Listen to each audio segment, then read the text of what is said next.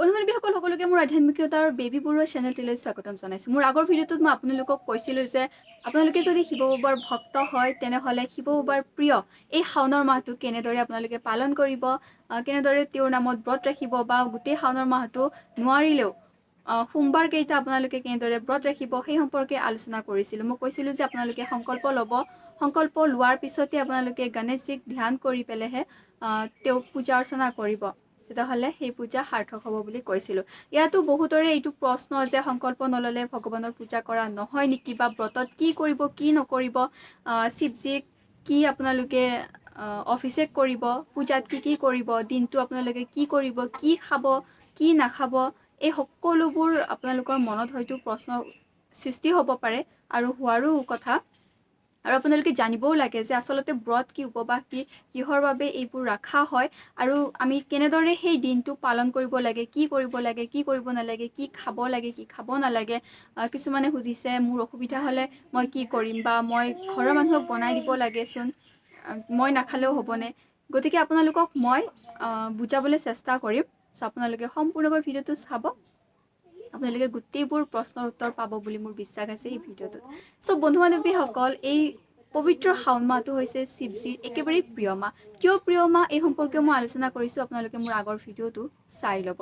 চ' বন্ধু-বান্ধৱীসকল, যদি আপোনালোকে শিৱ বাবাৰ ভক্ত হয় আৰু আপোনালোকে ভাবিছে এইবাৰ যে শিৱ বাবাৰ আপোনালোকে ব্ৰত ৰাখিব, উপবাস কৰিব, গতিকে সকলোবোৰ নিয়ম মই আপোনালোকক ক'বলৈ চেষ্টা কৰিম এই ভিডিঅ'টোত। আপোনালোকে ভিডিঅ'টো সম্পূৰ্ণকৈ চাই থাকিব।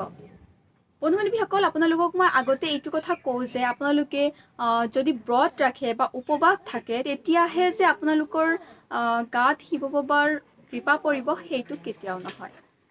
যিকোনো এটা ভক্তি কৰোঁতে আপোনালোকে এইটো সদায় মনত ৰাখিব, যিজন ইষ্টদেৱক আপোনালোকে পূজা কৰে, যিজনক আপোনালোকে ভাল পায়, তেওঁৰ সৈতে আমাৰ শ্ৰদ্ধা থকাটো উচিত, তেওঁক বিশ্বাস কৰা উচিত। যেনেদৰে আপোনালোকে নিজৰ স্বামীক ভাল পায়, নিজৰ সন্তানক ভাল পায়, ঠিক তেনেদৰেই সেইজন ভগৱানৰ সৈতেও আপোনালোকৰ শ্ৰদ্ধা ভক্তি বিশ্বাস থকা অত্যন্তই জৰুৰী। আনক দেখি তাক দেখি যে ময়ো শিৱ বাবাৰ এইবাৰ ব্ৰত ৰাখিম, তেনেকুৱা কেতিয়াও নকৰিব। তাক ভক্তি নকয়, তাক ক'ব অহংকাৰ। এইটোক দেখি সেইটোক দেখি ময়ো কৰিছোঁ, তেওঁৰ দেখোন এনেকুৱা হৈছে, শিৱ বাবাক আৰাধনা কৰি বা শিৱৰ ব্ৰত ৰাখি ময়ো কৰি চাওঁচোন, তেনেকুৱা নহয়। আগতে সেইজন প্ৰভুক আপোনালোকে ভক্তি কৰিবলৈ শিকক, শ্ৰদ্ধা কৰিবলৈ শিকক, তাৰপিছত তেওঁৰ নামত ব্ৰত ৰাখক।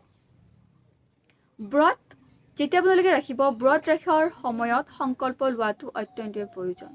সংকল্প লোৱাৰ লগে লগে আপোনালোকে এইটো কথা মনত ৰাখিব, সংকল্প আপোনালোকে যেতিয়া ল'ব, সংকল্প সদায় 24 ঘণ্টাৰ কাৰণে হয়।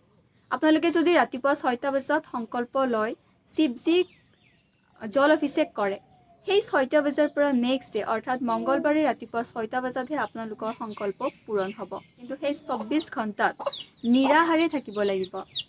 পানী আৰু ফল খাব পাৰে, সেয়াও এনি টাইম নহয়, এটা সময়ত আপোনালোকে ফল খাব পাৰে আৰু জল খাব পাৰে, তাৰ বাহিৰে আপোনালোকে একো খাব নোৱাৰিব।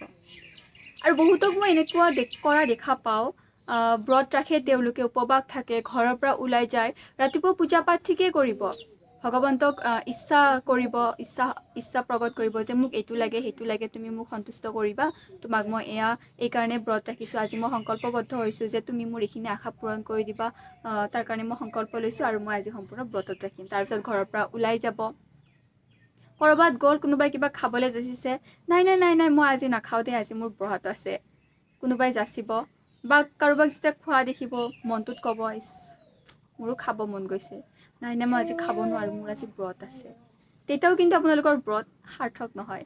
এনেকুৱা হয়, সকলোৰে জীৱনত হয়। গতিকে আপোনালোকক মই এইটোৱে কৈ দিওঁ, যদি আপোনালোকে এইখিনি নিয়ম পালন কৰিব নোৱাৰে, তেতিয়াহ'লে আপোনালোকে ব্ৰত নাৰাখিব। আপোনালোকে ৰাতিপুৱা সোনকালে শুই উঠি পূজা পাঠ কৰিব, সদায় কৰাৰ দৰে শিৱজীক আৰাধনা কৰিব, তেওঁক জল অভিষেক কৰিব, নিত্য যেনেদৰে আপোনালোকে পূজা পাঠ কৰে তেনেদৰে কৰিব। আপোনালোকে ওচৰৰ শিৱ বাবাৰ মন্দিৰলৈ যাব পাৰে, কাৰণ সেইখিনি সময়ত আপোনালোকক মই আগৰ ভিডিঅ'টো কৈছোঁ যে এই শাওনৰ মাহটোত শিৱ শক্তি মাতা পাৰ্বতী আৰু শিৱজীয়ে এই ব্ৰহ্মাণ্ডত থাকে। গতিকে যিমানবোৰ শক্তিপীঠ আছে, যিমানবোৰ শিৱলিংগৰ মন্দিৰ আছে, সকলোতে তেওঁলোক বিৰাজমান থাকে। গতিকে তালৈ যদি যায় আপোনালোকৰ বহুতো নিগেটিভিটি দূৰ হ'ব, পজিটিভিটি আহিব মনলৈ। সেইকাৰণে মন্দিৰলৈ যোৱাটো জৰুৰী। কিন্তু আপোনালোকে ব্ৰত নাৰাখিব যদি এইখিনি নিয়ম আপোনালোকে পালন কৰিব নোৱাৰে। ব্ৰত বা উপবাস কেনেদৰে থাকিব লাগে, ইয়াৰ কাৰণ কি? ব্ৰত মানেই এটা সংকল্প লোৱা যে আজি মই ব্ৰতত থাকিম। তাৰমানে সম্পূৰ্ণ সংকল্পবদ্ধ হোৱা যায় যে নিৰাহাৰে আজি মই তোমাক স্মৰণ কৰিম, তোমাক পূজা পাঠ কৰিম, তোমাৰ নাম জপ কৰিম। আৰু সেই ব্ৰত ৰখাৰ দিনটোত আপোনালোকে শিৱজীৰ বাহিৰে অন্য কাকো আপোনালোকে ধ্যানত ৰাখিব নোৱাৰিব। মানে সেই দিনটো অকল ভগৱানৰ প্ৰতিহে সমৰ্পিত হ'ব লাগে। আপোনালোকে যিয়ে কৰি নাথাকক, ঘৰত কিবা কাম কৰি থাকক, কিন্তু এনি টাইম শিৱজীৰ নাম লৈ থাকিব। ওম নম শিৱায়ে হওক, শিৱজী শিৱজী, শংকৰ শংকৰ, এনেদৰে আপোনালোকে নাম কৰিব পাৰে। মানে বাহিৰা চিন্তা অলপো আপোনালোকৰ মনত আহিবলৈ দিব নোৱাৰে। কেৱল শিৱজীৰ শিৱজীৰ শিৱজীৰ নামেই আপোনালোকে জপ কৰিব লাগিব। আৰু পৰাপক্ষত ঘৰৰ পৰা বাহিৰত যাব নালাগে।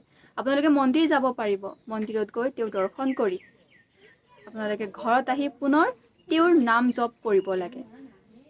তেওঁৰ ব্ৰত কথা শুনক, আজিকালি ইউটিউবত চব উপলব্ধ। তেওঁৰ কীৰ্তন কৰক, তেওঁৰ ভজন কৰক, তেওঁৰ নাম জপ কৰক।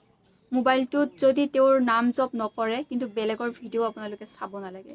তেওঁৰ নাম জপ কৰা ভিডিঅ' চাওক, কীৰ্তন কৰা ভিডিঅ' চাওক, তেওঁৰ ব্ৰতৰ কথা শুনক। তেওঁৰ বহুত মন্ত্ৰ আছে, মহামৃত্যুঞ্জয় মন্ত্ৰ আছে, তেওঁৰ বহুত তেনেকুৱা ভজন আছে, সেইবিলাক শুনক। মুঠতে সেই দিনটো আপোনালোকে শিৱজীকে সমৰ্পণ কৰিব লাগে। তেতিয়াহে শিৱজী মানে ব্ৰতত থকা মানে কি, নিৰাহাৰে আপোনালোকে থাকি তেওঁৰ সৈতে কানেকশ্যন বঢ়োৱাটোৱেই হৈছে ব্ৰত। মানে সেই ব্ৰতত আপোনালোকে সম্পূৰ্ণ শিৱজীৰ সৈতে কানেকশ্যন হ'ব। আৰু সেয়া কেতিয়াও আপোনালোকে অহংকাৰ নকৰিব। তেওঁৰ সৈতে শ্ৰদ্ধা ভক্তি ৰাখিব, তেওঁক বিশ্বাস কৰিব, ভাবিব যে তেওঁ আজি মোৰ লগত আছে। মই সম্পূৰ্ণ দিনটো আজি তেওঁৰ লগত কথা পাতিম, তেওঁৰ সৈতে থাকিম। বেয়া চিন্তা কেতিয়াও নকৰিব, বেয়া কাজিয়া নুশুনিব। বাহিৰত এইকাৰণে যাব মনা কৰিছোঁ। বাহিৰতো আমাৰ মানুহবিলাকে কি আজিকালি নিন্দাটো বেছিয়ে কৰে। গতিকে বেলেগৰ নিন্দা নকৰিব, বেলেগৰ লগত কাজিয়া নকৰিব, বেয়া চিন্তা নকৰিব, কটু বচন কাকো নকৰিব। আপোনাৰ কথাৰে যাতে কায়ো দুখ নাপায় তেনেকুৱা বচন আপোনালোকে নক'ব। সদায় মানে সেই দিনটো আপোনালোকে হাঁহি ফূৰ্তি কৰি ধুনীয়াকৈ ঘৰত থাকিব, সন্ধিয়া পূজা কৰিব, থাকিব তেনেকুৱা। আৰু আপোনালোকে যদি লঘোণে থাকিব নোৱাৰে, তেতিয়াহ'লেও ব্ৰত নাৰাখিব। পেটটোক কষ্ট দি আপোনালোকে ব্ৰতত থাকিলে নহয়। কিন্তু যেতিয়া আপোনালোকৰ কানেকশ্যন প্ৰভু ভোলেনাথৰ সৈতে হ'ব, কিন্তু আপোনালোকে একো নোখোৱাকৈও থাকিব পাৰিব। কিন্তু সেয়া সম্পূৰ্ণ মনত মানে সোমাই লোৱা কথা। আপোনালোকে যদি সম্পূৰ্ণ শ্ৰদ্ধা নিষ্ঠাৰে কৰে ন, ফলৱতী আপোনালোকে পাব, ফল পাব আপোনালোকে, পাৰিব। কাৰণ ময়ো পাৰিছোঁ, কিন্তু মোৰো আগতে প্ৰশ্ন হৈছিল কেনেকৈ পাৰিম, কিন্তু পৰা যায়। তাৰপিছত যে যদি আপোনালোকে উপবাস ৰাখিব নোৱাৰে, এইখিনি কাম আপোনালোকে ফ'ল' কৰিব নোৱাৰে, তেতিয়াহ'লে আপোনালোকে যেনেদৰে পূজা পাঠ কৰে সদায়, সেনেদৰেই ভোলেনাথক পূজা পাঠ কৰি আপোনালোকে দিনটো নিৰামিষেৰে কটালে হ'ল। নিৰামিষ আহাৰ খাব।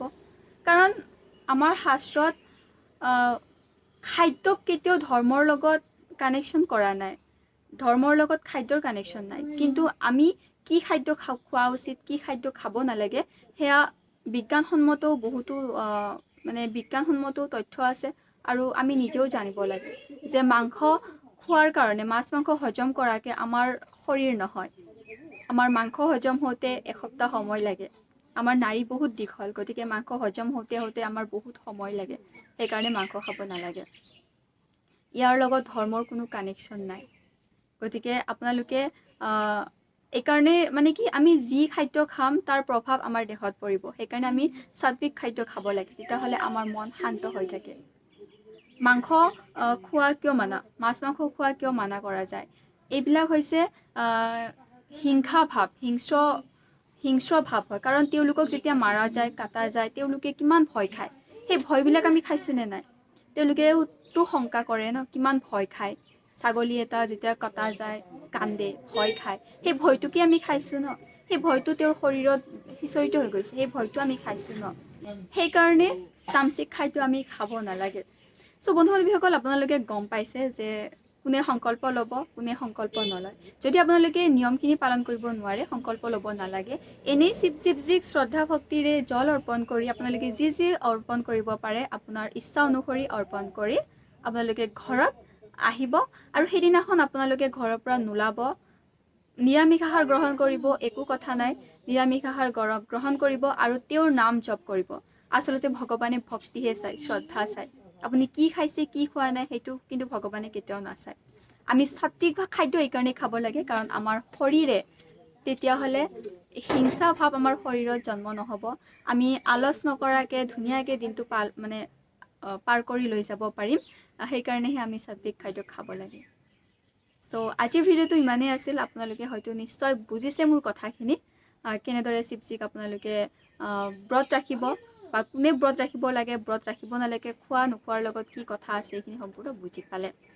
তে আপোনালোকে মাছ মাংস কণী ৰহুন পিঁয়াজ নোহোৱা খাদ্য আপোনালোকে খাব পাৰে যদি আপোনালোকে ব্ৰত ৰাখিব নোৱাৰে সংকল্প লয় তেতিয়াহ'লে আপোনালোকে এইখিনি খাদ্য খাব পাৰে কোনো কথা নাই